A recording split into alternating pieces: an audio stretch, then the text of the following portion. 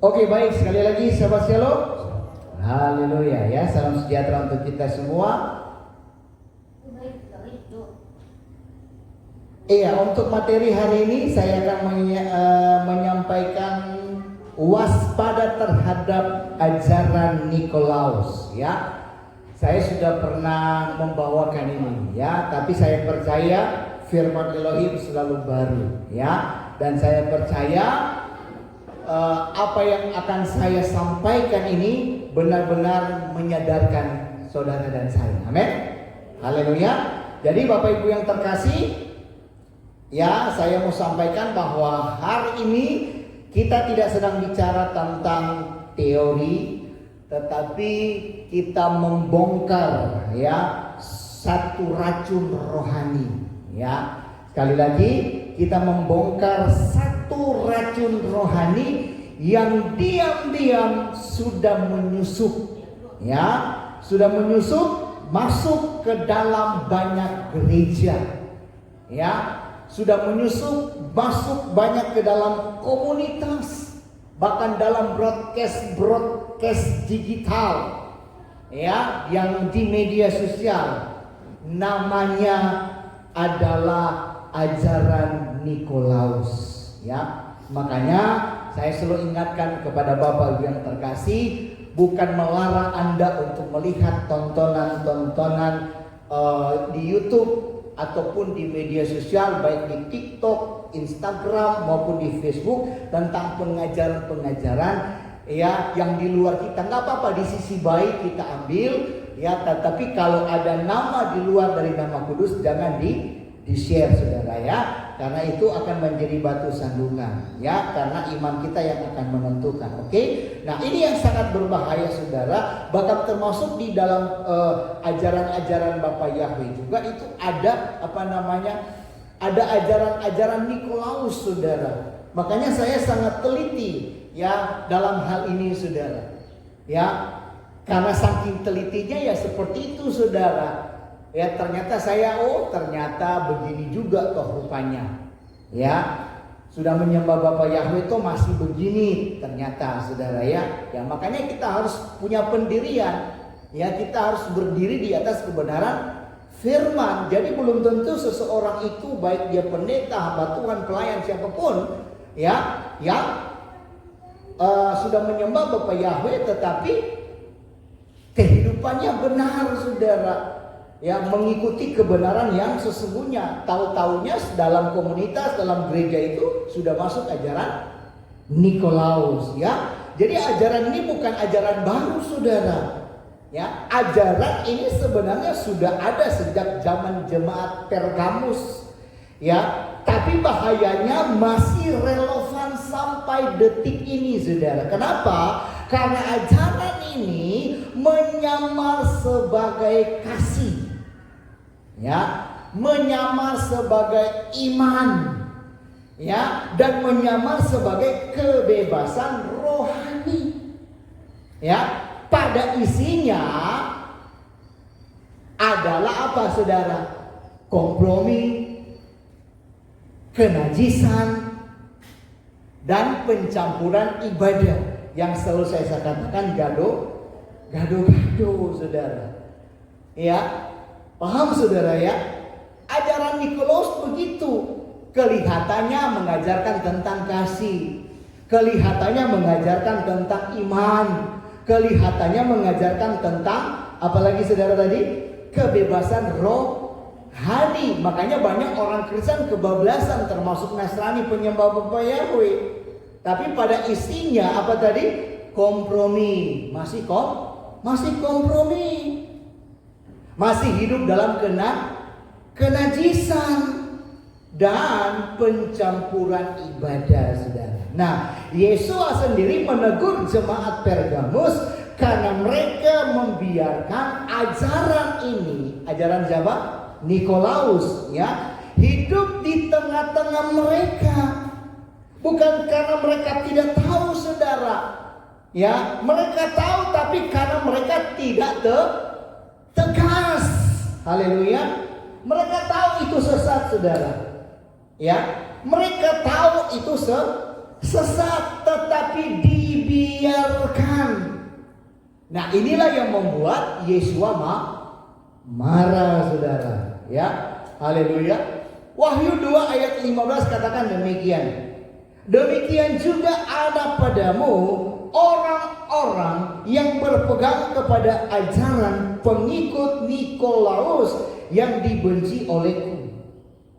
Ya, saudara perhatikan kata-katanya, dibenci olehku. Ya, ini bukan sekedar tidak disukai, ya, bahkan ini bukan kurang cocok, tetapi memang benar-benar dibenci, saudara. Ya, Bapak Yahweh sangat benci ajaran ini, saudara. Kenapa? Ya, karena ajaran Nikolaus ini betul-betul bertentangan dengan karakter Bapak Yahweh dan juga Torah. Haleluya.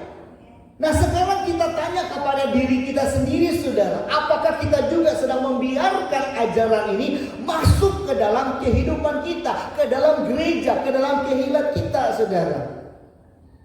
Ya. Dan juga saudara perhatikan apakah ajaran ini masuk lewat mimbar, saudara. Ya. Tapi saya percaya tidak, saudara, ya. Haleluya. Nggak tahu kalau saudara, ya. Kalau dari mimbar saya harus berjaga-jaga soal ini. Kemudian lewat broadcast. Ya, makanya saya wanti-wanti untuk kita, ya, hati-hati, ya, terhadap ajaran-ajaran gaduh-gaduh, ya, campur aduk antara kebenaran dan budaya kafir, saudara. Ya, lewat gaya hidup yang bilang yang penting percaya. Nah, ini saudara, ya, tapi hidupnya penuh dengan kenajisan, saudara. Saudara pernah dengar nggak orang-orang di luar sana, ada orang-orang percaya yang penting percaya, ya kan? Yang penting ibadah ke gereja, tetapi kehidupannya penuh dengan, ya, haleluya. Nah, harus menjadi pertanyaan dalam kehidupan kita. Jangan-jangan kita ini jemaat Pergamus, saudara, versi digital, aktif dalam pelayanan, rajin di dalam ibadah, tapi diam-diam membiarkan racun rohani merusak kehidupan kita, ya, merusak penyembahan kita. Jadi saudara, Bapak Ibu yang terkasih, ya, saya menyampaikan firman ini bukan untuk menghakimi saudara, tapi untuk membangunkan kita, untuk menyadarkan saudara dan saya, bahkan untuk membersihkan dan untuk memurnikan. Amin. Haleluya. Ya, karena 2 minggu berturut-turut kita bahas tentang kekudusan. Amin. Karena inilah yang menuntunkan kita sebagai orang percaya untuk hidup dalam kekudusan. Karena hanya itu syarat yang bisa membuat kita untuk rapture. Amin. Haleluya. Ya, luar biasa saudara. Karena Yesua juga, saya mau sampaikan, dia tidak cari pengikut yang nyaman, saudara. Tapi dia mau cari pengikut yang mau taat, saudara. Taat bukan sekarang, sampai nanti. Amin. Haleluya, sampai kita rapture betul-betul. Jadi hari ini saudara, Bapak Ibu yang terkasih, ya, kita akan pelajari bersama-sama tentang ajaran Nikolaus. Kita bongkar satu persatu racunnya, ya, dan kita akan pilih, ya, saudara dan saya memilih mau tetap kompromi atau tetap kembali kepada kitab suci, kembali kepada Torah, dan hidup di dalam kekudusan. Amin. Haleluya. Luar biasa. Ya, kita lihat, kita perhatikan bersama-sama. Eksposisi Wahyu pasal yang kedua ayat 15. Demikian juga ada padamu orang-orang yang berpegang kepada ajaran pengikut Nikolaus yang dibenci olehku. Ya, itu tadi, ya. Nah, kalimat ini saudara keluar langsung dari mulut Yesua. Berarti kalimat ini adalah perkataan Yesua, bukan perkataan Nabi, saudara, bukan perkataan Rasul, tetapi perkataan dari Yesua yang adalah Raja di atas segala raja. Ya, dan kata yang dipakai bukan tidak disukai, bukan kurang cocok, tetapi kata tadi dibenci. Nah, artinya ajaran ini adalah benar-benar apa tadi? Sangat-sangat bertentangan dengan karakter Bapa Yahweh ya. Jadi mari kita bedah pelan-pelan kalimat demi kalimat dalam Wahyu pasal 2 ayat 15. Di sini dikatakan demikian juga ada padamu. Ya, demikian juga ada padamu. Ini artinya apa, saudara? Ya, artinya jemaat Pergamus itu tidak steril. Ya, tahu tidak steril? Ya, artinya tidak kudus lah istilahnya, masih tercampur, masih tercemar ya. Nah, mereka bukanlah jemaat yang sepenuhnya kudus, itu maksudnya. Di tengah-tengah mereka itu ada orang-orang yang berpegang kepada ajaran sesat. Ya, bukan sekedar tahu, tetapi juga percaya dan mereka mempraktekkan. Ya, seumpama kita ini jemaat, di antara kita itu ada ya yang mengikuti ajaran sesat. Nah, di dalam jemaat Pergamus pun demikian. Ya, jadi ini bukan soal orang luar, saudara, tapi soal orang dalam jemaat sendiri atau pelayan, saudara. Ya, ini mengerikan. Bahkan pengajar dan juga pemimpin. Ya, yang paling parah pemimpin loh, saudara. Saya terkejut. Yang saya sudah share di media sosial. Saudara sudah lihat? Ya, itu yang nampak, saudara. Yang diviralkan seorang ketua sinode. Gak usah sebutlah sinode apa, saudara sudah tahu di Facebook gitu ya. Yang dulunya kasus korupsi, sekarang kasus apa? Selingkuh.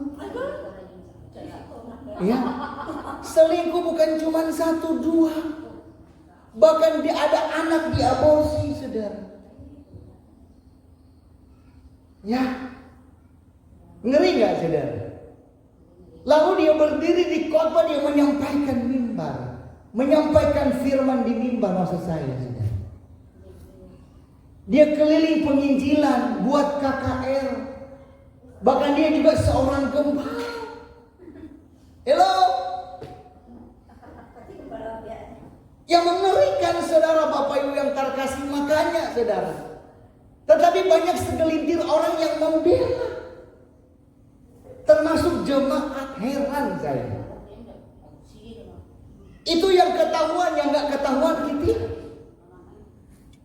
Haleluya. Jadi saudara, Bapak Ibu yang terkasih, mengerikan, saudara, hari-hari ini kalau kita tidak waspada. Ya. Mereka hidup berdampingan dengan ajaran Nikolaus.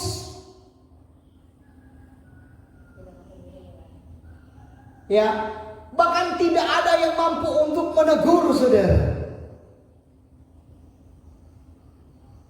Mengerikan hari, makanya saya bilang rata-rata orang kalau sudah di atas, ya, sudah jadi katanya hamba Elohim, hamba Tuhan. Kadang-kadang orang kalau sudah diangkat Bapak Yahweh lupa daratan, saudara. Ya, mengerikan, saudara. Apalagi sudah diberkati luar biasa. Ini yang saya katakan, orang kalau sudah diberkati mamon, ngeri, saudara. Saudara pun begitu, makanya bersyukurlah saudara gak diberkati-berkati. Karena takutnya sama, saudara. Bahaya mamon ini, saudara, sangat berbahaya. Kalau sudah bicara uang, kalau Anda tidak kuat iman, uang yang akan mengendalikan hidupmu, saudara. Bukan cuma para pengusaha, para orang-orang kaya, bukan cuma di sekitaran politik yang tukang selingkuh. Oleh karena banyaknya uang, para pendeta, para pelayan Tuhan, hamba Tuhan pun bisa selingkuh. Ngeri, saudara. Ya, haleluya, haleluya, haleluya. Saudara, saya harus ngomong apa adanya. Ya, karena ini yang berbicara memang ada bukti nyata, bahkan sudah dilapor ke polisi. Jadi kita mau ngomong bagaimana? Ya, bahkan video-videonya ada, rekaman-rekamannya ada, sudah disebarluaskan. Kan ngeri, saudara. Bagaimana kita mempertanggungjawabkan itu di hadapan Elohim? Kalau saya sih ketahuan mengundurkan diri. Kalau memang Bapak Yahweh masih mau ampuni saya, ya bertobat sungguh-sungguh, artinya begitu, saudara. Yang paling parah, udah ketahuan nggak ngaku, nah ini parah, saudara. Ya, jadilah seperti Daud yang selingkuh dengan Batseba sampai punya anak. Tapi Daud bertobat, sebenarnya sudah ada contoh dalam kitab suci. Daud bertobat, saudara. Makanya Daud dipakai. Nah, kadang-kadang nih hamba-hamba Tuhan ini ketahuan karena malu, karena gengsi, nggak mau mengaku, saudara. Coba mengaku, betul nggak, saudara? Kalau mengaku, ya sudah diampuni. Bapak Yahweh juga Maha Pengampun. Kok masa kita nggak mengampuni, sekalipun nama kita tercoreng, iya kan? Ya, tapi kalau kita mengampuni, iya kan? Haleluya. Ya cuma memang segala, ya memang kok ada konsekuensinya. Iya kan? Misalnya saya selingkuh, ya konsekuensinya saudara pun udah nggak ikut saya. Jangankan selingkuh, nikah aja belum. Kan begitu, saudara. Ya, haleluya. Jadi saudara Bapak Ibu yang terkasih, harus perhatikan ini. Inilah akhir zaman. Jangan saudara ya bukan apa ya. Memang kita harus menghargai setiap hamba Tuhan, karena mereka juga dipakai. Tapi untuk hari-hari terakhir ini jangan terlalu mengagung-agungkan, saudara. Amin. Jangan. Ya, jangan euforia. Ada KKR di sana hamba Tuhan ini. Ada KKR di sana hamba Tuhan ini. Hati-hati urapan dari mimbar turun ke jemaat. Jemaat yang tadinya tidak selingkuh, karena urapan pendetanya selingkuh, jemaat jadi tukang. Hati-hati, saudara.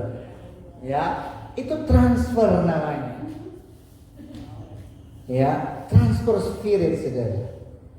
Ya, mengerikan, saudara. Makanya kita harus jeli, harus peka. Amin. Keselamatan masing-masing. Ya, sekiranya pun saya ada salah, tegur dengan empat mata. Sampaikan. Demikian juga dengan saudara. Ya, kemudian kalimat selanjutnya, orang-orang yang berpegang kepada ajaran pengikut Nikolaus.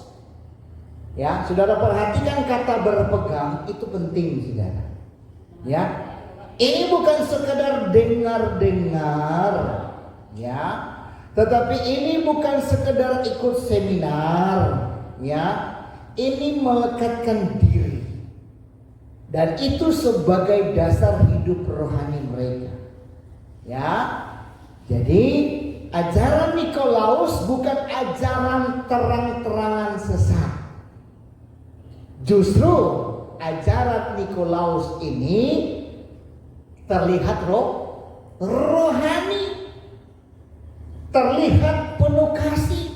Tapi saya katakan di awal isinya adalah kompromi, isinya adalah kenajisan, ya, dan pencampuran ibadah. Kenapa, saudara? Karena Nikolaus mengajarkan bahwa cukup percaya, nggak perlu taat.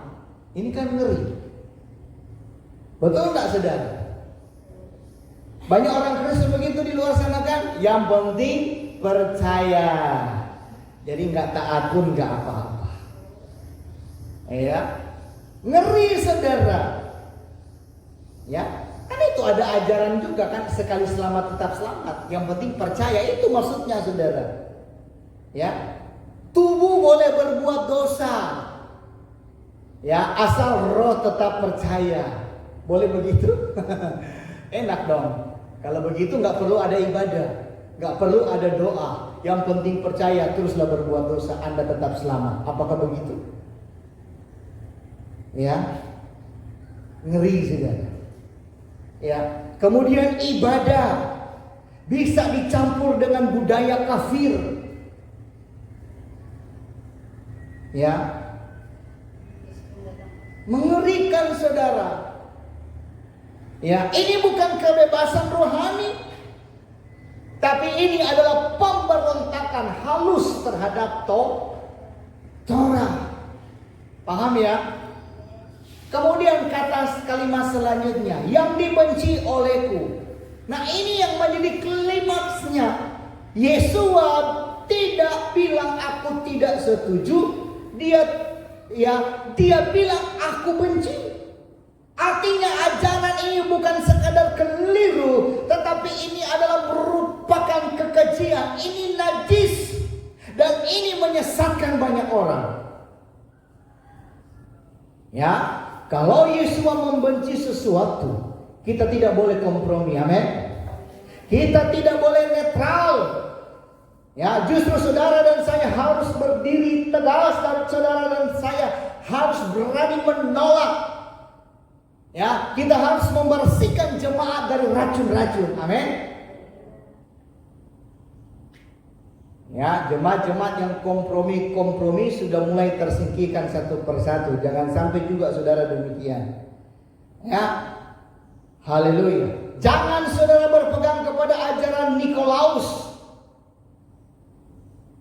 Ya, dengan secara tidak sadar saudara harus sadar. Ya, jangan mengikuti ajaran-ajarannya, gaya hidup yang campur aduk. Haleluya. Hidup di dalam dosa secara jasmani, tapi merasa rohani, saudara.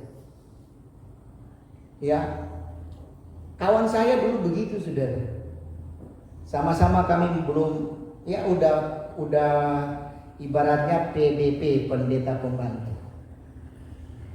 Ya, di suatu organisasi. Ya, sama-sama bujangan juga. Tapi hidupnya penuh dengan kenajisan. Ya, penuh dengan kenajisan, saudara. Dia main perempuan. Ya kan, Sabtu dia main perempuan, Minggu dia pelayanan. Lihat. Dan itu saya menyaksikan, saudara.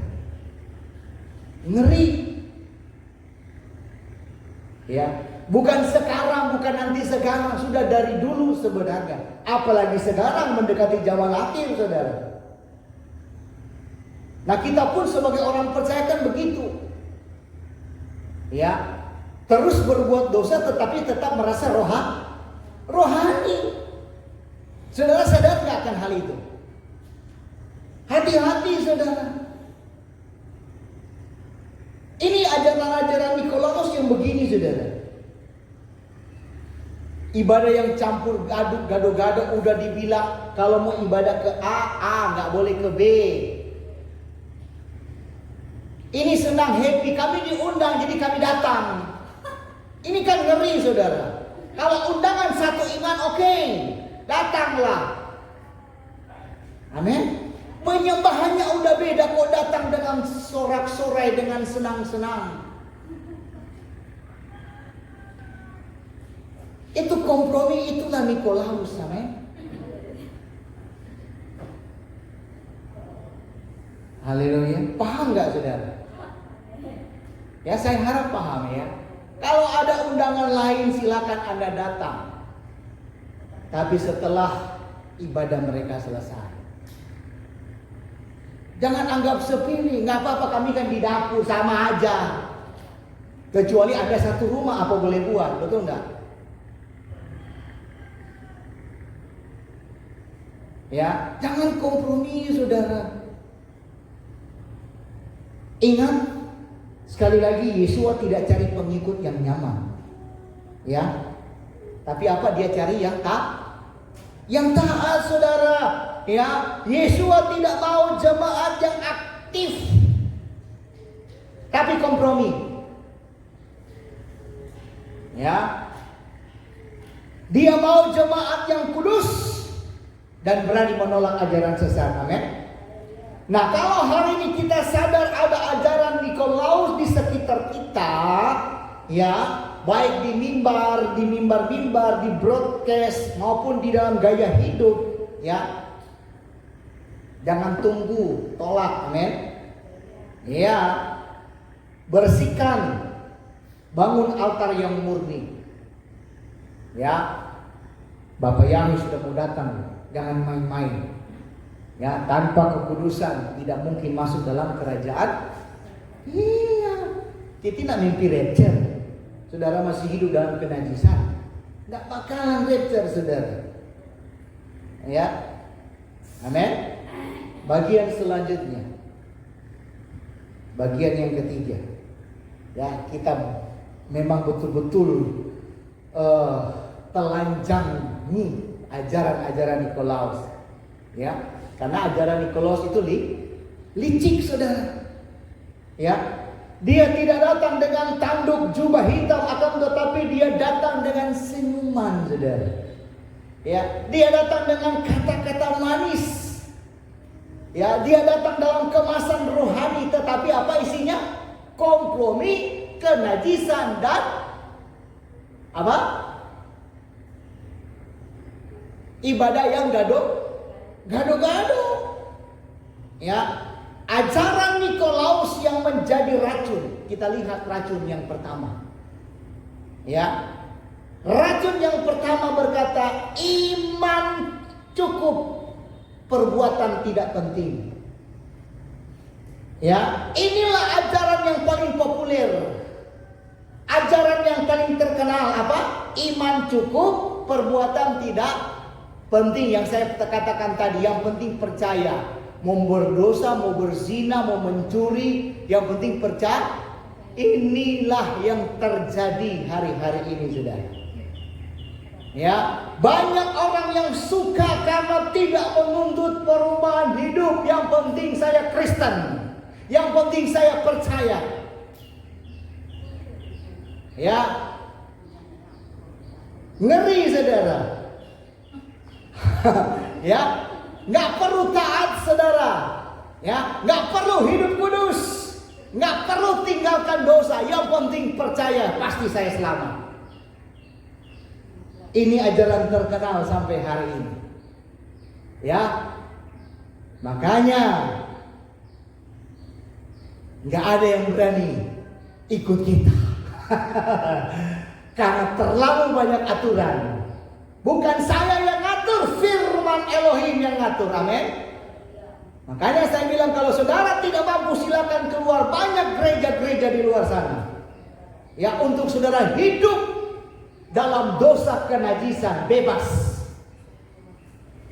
Bebas, saudara mau ngapain aja. Mau memolet, mau nyuri, bebas. Mau selingkuh 1-2 orang, mau ngambil orang laki punya orang, silahkan, bebas. Ya, haleluya, bebas pokoknya. Ini zaman edan, saudara. Ya, haleluya. Ngeri gak, saudara? Iya, ngeri.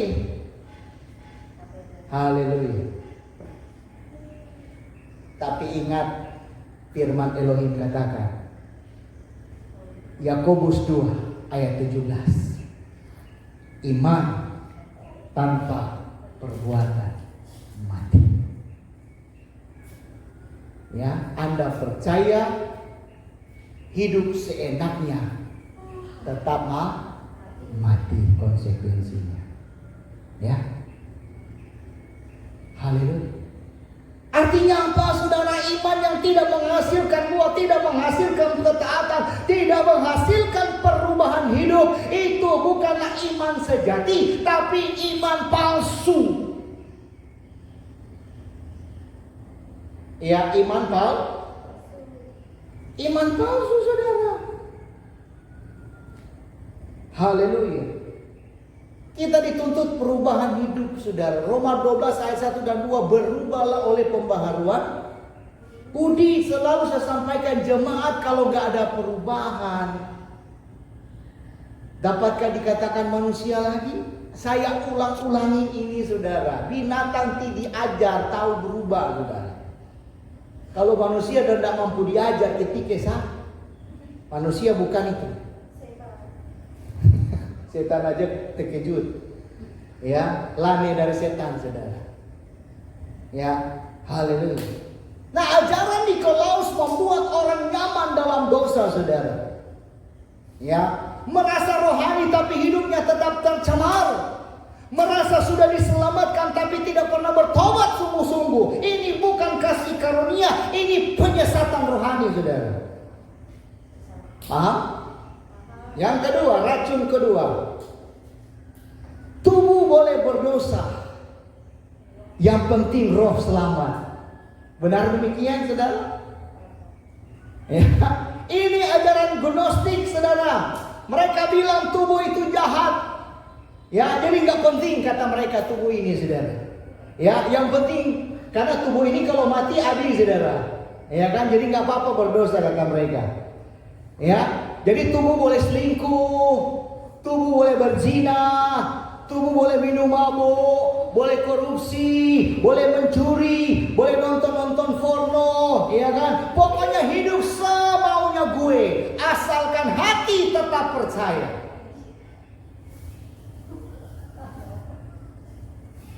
Haleluya. Padahal kitab suci dengan tegas berkata 1 Korintus 6 ayat 19, tubuh adalah bait Roh Kudus. Ya, tubuhmu adalah bait Roh Kudus. Ya, artinya tubuh kita bukan milik kita, saudara. Tubuh kita bukan tempat kompromi. Tubuh kita harus kudus, harus bersih, harus dipakai untuk memuliakan Bapa Yahweh. Amin. Nah, itu ajaran Nikolaus merusak batas antara kudus dan najis. Ya, membuat orang merasa bebas padahal sedang diperbudak oleh dosa. Sekali lagi, ini bukan kebebasan rohani, tapi ini adalah pemberontakan halus dan melawan Torah. Haleluya. Paham? Racun yang ketiga, saudara. Ya, racun yang ketiga, campur ibadah kepada Elohim dengan cara kafir. Ya, perhatikan baik-baik racun yang ketiga ini. Ini adalah racun juga yang paling berbahaya. Kenapa? Karena ajaran Nikolaus bilang nggak apa-apa mencampur ibadah kepada Bapa Yahweh dengan tradisi kafir. Nggak apa-apa pakai simbol pagan. Nggak apa-apa rayakan hari-hari yang tidak ada dalam Torah, asalkan niatnya baik. Apa benar demikian? Kan saudara sudah begitu, nggak apa-apa, yang penting niat baik. Apa saja yang dimaksud? Yang pertama, simbol dan benda yang berasal dari okultisme atau berhala. Contoh, mata satu. Ya, kalau orang Muslim mereka kenal dengan mata satu. Ya, itu sering dipakai di desain rohani modern. Nah, banyak anak-anak Tuhan, ya, para bujang darah sekarang memakai kaos-kaos demikian, yang ada lambang demikian. Ini mereka paham nggak lambang itu? Ya, ngeri, saudara. Ya, itu merupakan simbol Mesir kuno untuk dewa matahari. Ya, kemudian apalagi salib terbalik, saudara. Ya, kalau saudara lihat saya waktu perjalanan pulang, terminal Pangkalan Bun menuju Pontianak, ada seorang bujang pakai salib terbalik. Wah, saya bilang ngeri. Ya, salib terbalik bukan lambang kerendahan hati, tapi itu adalah simbol anti Hamasi. Kemudian lilin-lilin mistik, ya, kristal, dreamcatcher, dan benda-benda energi. Ya, itu biasanya para dukun juga ada pakai itu, saudara. Itu bukan alat ibadah, tapi alat pemanggil roh, roh lain. Ya, tetapi banyak gereja, ya, atau komunitas itu pakai, ya, buat estetika atau meditasi, ya, padahal itu adalah kompromi. Adakah gereja di Indonesia? Ada, jangan bilang tidak ada. Kelihatannya apa? Rohani, tapi sesat. Itulah ajaran Nikolaus. Yang kedua, hari raya dan perayaan yang tidak ada dalam Torah. Apa itu? Dah hafal belum? Yang tidak ada dalam Torah apa itu? Salah satu aja sebut ke sini. Hari raya dan perayaan yang tidak tercatat dalam kitab apa? Kok enggak berani ngomong? Tuh Natal, Mama. Ya. Sebelum kita ke situ, yang pertama hari raya Minggu. Adakah tertulis dalam kitab suci beribadahlah pada hari Minggu atau kuduskanlah hari Minggu? Ada? Tapi yang ada kuduskanlah hari. Lagi nak menyangka, itu saya sudah posting itu. Ya, Sabat itu perintah, Minggu pelanggaran. Kemudian apa tadi? Natal. Nah, betul itu. Gak ada dalam Torah. Ya, Natal 25 Desember bukan kelahiran Yesua, akan tetapi hari kelahiran dewa apa? Matahari. Apalagi pohon Natal, ada nggak dalam kitab suci? Buatlah pohon Natal. Nggak ada, saudara. Ya, kemudian Santa Claus dan kawan-kawannya. Ya, kemudian apa lagi? Paskah dalam Torah ada, tapi Paskah yang dirayakan oleh umat Kristen itu berbeda. Paskah mereka itu versi telur, ya, dan kelinci, dan itu berasal dari festival kesuburan Dewi Ishtar, makanya dikatakan Esther.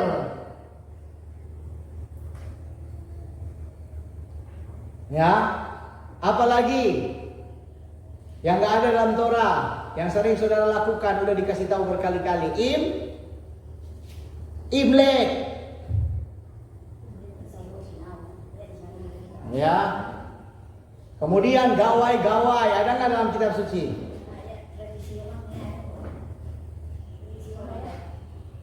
Ngapain lunak?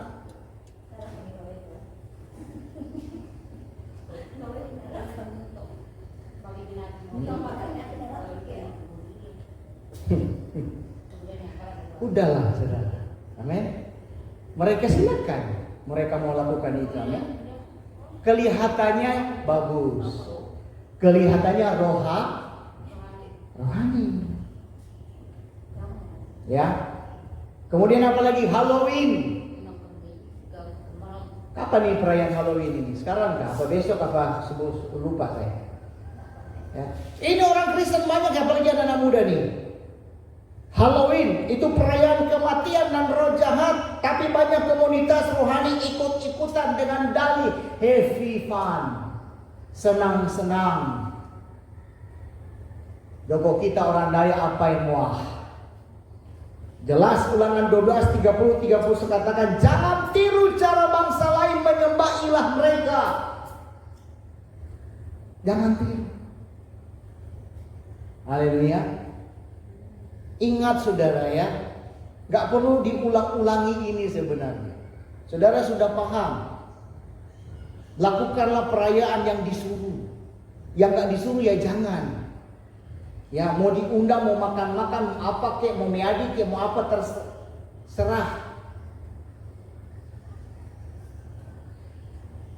Anda dipanggil untuk dipisahkan dari kambing dan domba, dari ilalang dan gandum.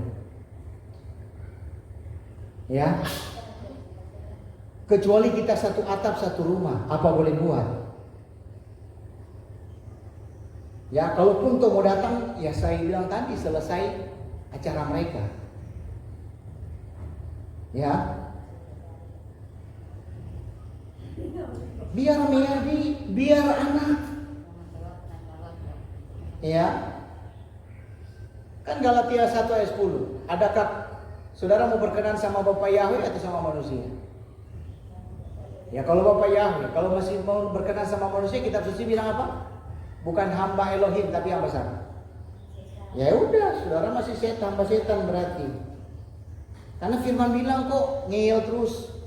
Dasar anak ketiba. Anak saya 5, anak saya 7. Satu agama A, satu agama B, satu Konghucu, satu ini, satu itu. Terus gimana? Ya. Kemudian campuran musik dan gaya ibadah dengan gaya dunia, saudara. Nah ini yang saya bilang, gereja udah jadi kayak diskotik. Ya, lagu-lagu rohani yang dicampur dengan mantra, dengan afirmasi energi, dengan beat sensual. Ya, ibadah yang kalah-kalah konser daripada penyembahan kudus. Ya, kemudian pemakaian istilah semesta, energi ilahi, alam semesta mendukungmu. Padahal itu bukan dari kitab suci, tapi itu adalah merupakan spiritualitas kafir, saudara. Ya, jadi ini bukan soal selera musik, tapi soal roh di balik penyembahan. Kalau rohnya bukan Roh Kudus, itu bukan ibadah kepada Bapa Yahweh. Harus perhatikan, saudara. Amin. Haleluya. Dari setiap lagu-lagu rohani itu ada yang bertentangan, ada yang penyembahannya kepada Satan. Ya, nanti saya cari ada, saya lupa ada, tapi ada beberapa. Ya. Kemudian yang keempat, tradisi mistik dan ramalan yang dibungkus rohani. Tradisi mistik dan ramalan yang dibungkus rohani. Apa itu? Ramalan zodiak. Ya. Kamu kelahiran apa? Ya, saya Oktober, saya Scorpio. Nah, itu. Ya, kemudian tarot. Ramalan-ramalan pakai tarot. Atau bisa saja nabi-nabi dalam tanda kutip yang bicara tanpa dasar kitab suci. Yaitu salah satunya apa? Rapture. Tanggal sekian, hari sekian, jam sekian. Gak jadi. Ya, ini ada lagi bikin ulah lagi katanya Desember rapture. Nah kan, gak makin aneh-aneh. Ya, gak usah tentukan, saudara. Berjaga-jaga dan itu intinya. Mau rapture Desember, besok bulan depan Januari itu hak prerogatifnya Bapak Yahweh. Nggak usah mau sebut-sebut, jaga-jaga aja. Amin. Haleluya. Kemudian praktek cleansing atau penyembuhan energi. Ya, yang tidak pakai nama kudus Bapak Yahweh. Kemudian meditasi yang tidak berpusat pada Torah. Ya, tapi pada alam semesta atau pada diri sendiri. Ini bukan penyembuhan, tapi ini pintu masuk roh lain. Makanya aneh-aneh semua nih orang-orang. Ya. Kemudian ajaran apa lagi? Ajaran Nikolaus, dia bilang apa? Asal niatnya baik. Boleh campur. Ya kan? Makanya kita termakan dengan omongan ini. Gak apa-apa asalkan niat baik. Boleh ke dukun kok. Kan niatnya menyembuhkan. Benar demikian? Benar kata kitab suci? Ya. Ya. Oh dia bukan sakit dari ini. Bukan sakit tubuh. Dia sakit dari guna-guna. Lalu cari dukun. Untuk supaya diguna-guna juga. Atau bagaimana? Gak ngerti saya. Banyak kan begitu. Oh dia bukan penyakit ini, tapi ini penyakit dibuat orang. Oh dia dirasuk setan karena dia dalam babas cari sayur, kemudian dia dirasuk setan. Jadi yang nolong dia harus dukun. Kalau pendeta nggak bisa. Ya kan banyak orang ngomong kayak gitu. Apalagi ke dokter, ke rumah sakit, nggak bakal terdeteksi penyakitnya, orang dia dari setan. Ya kan begitu sudah. Ya, nomor satu itu andalkan Tuhan. Firman Tuhan katakan, terkutuklah orang yang mengandalkan manusia dan kehebatannya, tapi diberkatilah orang yang mengandalkan Tuhan. Ya, kita doa sambil berhikmat. Ada rumah sakit, ya bawa. Kalau iman Anda kuat, ya puji Bapak Yahweh, banyak kok mujizat demikian terjadi. Ya kan? Di depan saudara tuh amin. Apakah dia pakai dukun untuk jambe-jambe setannya keluar? Ya kan? Seorang yang doti dia itu berbalik, enggak juga kan? Ini kan peperangan secara rohani. Ya, tergantung dari iman.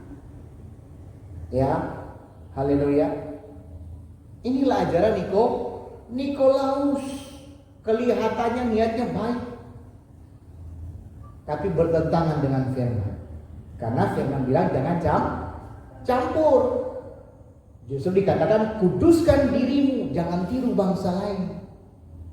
Ya, karena Yesua tidak pernah kompromi, amin. Dia tidak pernah pakai simbol kafir. Bahkan Yesua tidak pernah rayakan hari-hari buatan manusia. Ya, Yesua hidup sesuai Torah. Kalau kita muridnya, kita juga harus mengikuti jejaknya.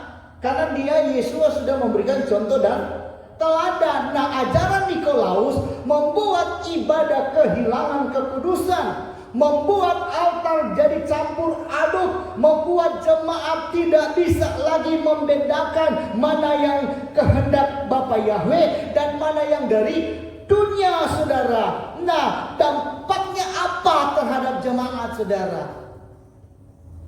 Ya, dampaknya terhadap jemaat jadi suam kuku. Ya, enggak panas, enggak dingin. Dosa dianggap biasa. Ya, kemudian ibadah kehilangan urapan. Bahkan pemimpin rohani juga jadi kompromi. Ya. Ini kan namanya jemaat dinamakan jemaat dipersiapkan untuk anti Hamasiyah kalau begitu. Ya, ajaran Nikolaus bukan sekedar sesat, ini racun, saudara. Ya, ini jalan pintas menuju kepada kehancuran rohani. Dan yang paling berbahaya, banyak orang tidak sadar bahwa mereka sudah terpengaruh. Ya, jadi saya tegaskan, saudara, kalau kita mau tetap berdiri di hadapan Bapa Yahweh, mau tidak mau, harus mau menolak ajaran Nikolaus. Amin. Kita harus bersihkan altar kita. Kita harus kembali kepada Torah. Kita harus hidup kudus. Ya, dan tidak boleh kompromi. Amin. Kemudian bagian yang keempat. Ya, bagian yang keempat adalah seruan pertobatan dan kembali kepada Torah. Ya, jadi saudara, setelah kita bongkar ajaran Nikolaus dari iman yang palsu, dari kenadisan tubuh sampai kepada pencampuran ibadah, sekarang waktunya ambil keputusan. Ya, ambil keputusan, saudara. Mau terus menerus kompromi atau kembali kepada jalan yang benar. Saudara yang putuskan. Kenapa? Yesua tidak pernah panggil kita untuk jadi pengikut yang nyaman. Ya, tapi Yesua panggil kita untuk jadi murid yang taat sampai akhir. Amin. Sekalipun harus melawan arus, sekalipun harus ditolak. Ya, Yohanes 14 ayat 15 katakan, jika kamu mengasihi aku, kamu akan menuruti perintah-perintahku.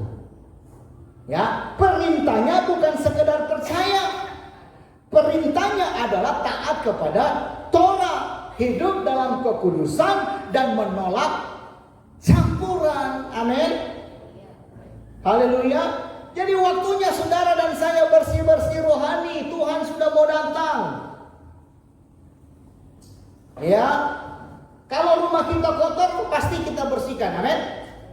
Iya sama, ini tubuh, ini rumah. Bersihkan. Ya. Haleluya. Kalau HP kita kena virus, kita pasti install ulang, reset. Ya, apalagi tubuh altar kita yang tercemar, ya, jangan tunda-tunda untuk bersihkan. Amin. Kemudian audit hidup kita. Audit itu apa ya? Dicek kembali gitu loh. Ya kan sekarang anak kaya lagi diaudit.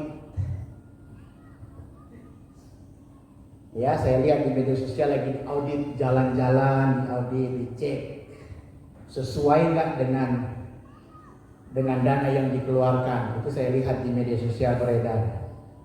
Ya, selain jalan, saya lihat kandang manuk, entah di mana itu kandang manuk anak ayam kita tuh. Lagi audit juga, lagi cek kebenarannya. Ada jom, ya. Demikian pun dalam kehidupan kita harus diaudit, saudara. Apa itu? Apa yang kita rayakan? Haleluya. Apa yang kita rayakan? Simbol apa yang kita pakai? Ya. Kemudian gaya ibadah kita berasal dari Torah, dari kitab suci, atau dari dunia? Ya. Apakah kita hidup kudus atau cuma kelihatan rohani? Kalau ada yang tidak sesuai dengan Torah, ya buang. Amin. Buang, saudara. Ya. Kalau ada yang berasal dari tradisi kafir, hapus. Amin. Kalau ada ajaran yang bilang gak apa-apa campur, tolak. Gak boleh. Amin. Kembalilah kepada Torah. Kembalilah kepada identitas yang benar, identitas kudus. Ya, karena Torah bukan beban. Torah adalah kompas hidup. Karena tanpa Torah saudara dan saya tersesat. Ya, gampang ditipu. Ya, tanpa Torah kita jadi jemaat Pergamus. Ya, aktif. Tapi kompromi. Ya, jadi kembali ke Torah itu artinya adalah hidup sesuai perintah Bapa Yahweh. Amin. Bukan selera dunia. Ya. Kemudian menyembah dengan cara yang Dia tetapkan. Bukan cara bangsa lain. Bukan bapak-bapak gereja. Ya. Kemudian menjadi umat yang berbeda, kudus dan gak bisa dibeli. Amin. Haleluya. Mazmur 119 ayat 105 katakan, firman-Mu adalah pelita bagi kakiku dan terang bagi jalanku. Jadi tanpa Torah kita jalan dalam gelap. Ya, dengan Torah kita bisa melihat jebakan daripada ajaran Nikolaus dan kita menghindar. Amin. Haleluya. Jadi hari ini saudara Bapak Ibu yang terkasih, seruan untuk kita semua, ya, bahkan yang menyaksikan YouTube saya, ya. Haleluya. Keluar dari kompromi. Bangun altar yang murni. Jangan campur ibadah Bapa Yahweh dengan tradisi kafir. Amin. Kalau kita dengar suaranya hari ini, jangan keraskan hati. Jangan tunggu-tunggu, jangan bilang nanti. Ya. Atau jangan bilang nanti pemimpin dulu bertobat baru jemaat. Tinggalkan justru pemimpinmu, tinggalkan gerejamu. Kalau enggak tobat-tobat. Ya, agama tidak menyelamatkanmu, gereja tidak menyelamatkanmu, pendeta gembalamu tidak dapat menyelamatkanmu. Yang menyelamatkanmu adalah imanmu kepada nama yang kudus, nama yang benar Bapa Yahweh. Amin. Haleluya. Ya, jadi mulai dari diri sendiri. Ingat, pertobatan bukan sekedar nangis-nangis. Ya, nggak usah drama-drama di hadapan Bapa Yahweh. Tetapi pertobatan adalah berbalik arah. Amin. Berbalik arah dari kompromi kepada kekudusan. Ya, dari campuran, dari gado-gado kepada kemurnian. Amin. Dari ajaran Nikolaus kepada ajaran Torah. Yesua sudah jadi contoh dan teladan. Haleluya. Dan yang paling terakhir, sebagai penutup. Ya. Sebagai penutup, saudara, setelah semua yang kita bahas dari teguran Yesua dalam Wahyu 2 ayat 15, racun ajaran Nikolaus, sampai kepada panggilan untuk kembali kepada Torah, sekarang waktunya saudara dan saya harus ambil sikap. Karena Yesua sekali lagi tidak sedang mencari pengikut yang nyaman, tetapi dia mencari murid yang berani menolak campuran gado-gado. Dia berani hidup kudus, berani berdiri di tengah-tengah arus tanpa kompromi. Amin. Haleluya. Ajaran Nikolaus itu halus, tapi dampaknya sangat mematikan. Ya, banyak jemaat aktif tapi tidak sadar bahwa mereka sudah terkontaminasi. Ya, bahkan banyak pemimpin rohani, pendeta, gembala pintar tapi tidak sadar bahwa mereka sudah kompromi.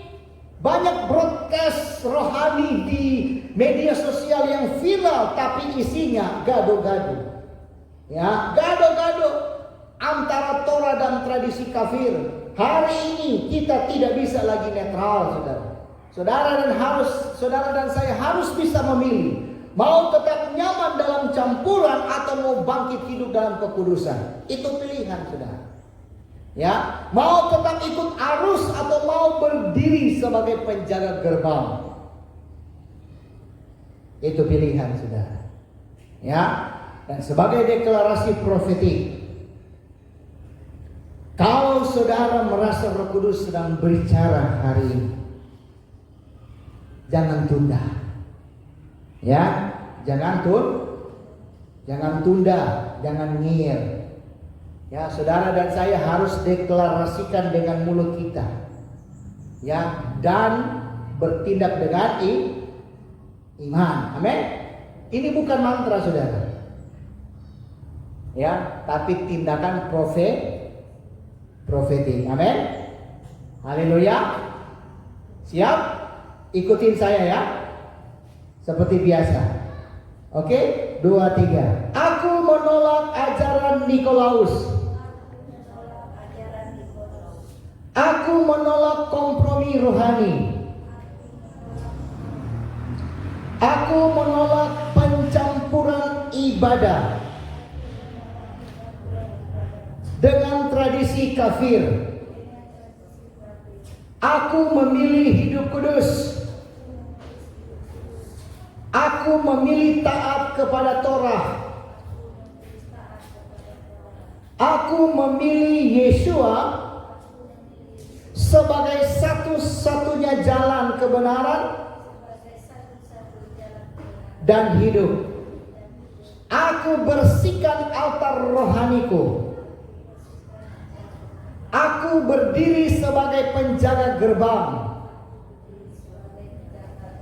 Aku tidak akan diam. Aku tidak akan netral. Aku akan hidup dalam kebenaran sampai akhir. Amin. Haleluya. Bapa Yahweh memberkati kita semua. Haleluya. Haleluya, haleluya. Haleluya. Bapa Yahweh, kami datang dengan hati yang hancur. Kami sadar kami telah membiarkan ajaran Nikolaus masuk lewat pintu belakang. Kami sadar kami telah kompromi, tapi hari ini kami mau bertobat. Kami mau bersihkan altar kami. Kami mau tolak semua campuran. Kami mau tolak semua simbol-simbol kafir. Kami mau tolak semua tradisi yang tidak berasal dari Torah. Kami mau kembali kepada firman-Mu. Dan kami mau kembali kepada kekudusan. Kami mau kembali kepada Bapa Yahweh. Bangkitkan kami sebagai murid-murid yang taat dan setia. Bangkitkan kami sebagai penjaga gerbang. Bangkitkan kami sebagai suara profetik di tengah arus kompromi. Di dalam satu nama yang berkuasa. Di dalam nama Bapa Yahweh, terima kasih Bapa. Kemuliaan di tempat yang maha tinggi luar biasa. Hamba-Mu sudah selesai berbicara. Tapi hamba percaya firman ini menjadi hidup. Dan jemaat-Mu mempraktekannya dalam kehidupan mereka. Sampai Maranatha. Bapa Yahweh datang di awan-awan kemuliaan. Untuk menjemput setiap kami.